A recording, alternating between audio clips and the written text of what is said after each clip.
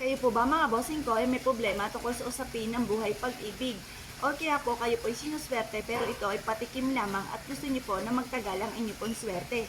Ako po ay may re-recommenda sa inyo para tuloy-tuloy ang pasok ng swerte at hindi ka lagi namumblema tungkol sa usapin ng buhay pag-ibig, lalo-lalo na kung ang inyong karelasyon ay malapit sa tukso.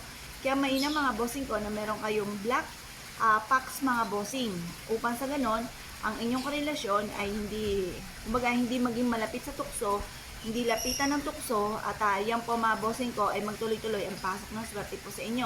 Dahil ang mga ganyang usapin ay napakamalas. Kaya ito po'y tambal-tambalan na, kumbaga'y damay-damay na kapag kayo sinuwerte, tuloy-tuloy na po yan mga bossing ko at malalayo rin po kayo sa mga nakaka-stress na kaganapan tungkol sa usapin ng third party.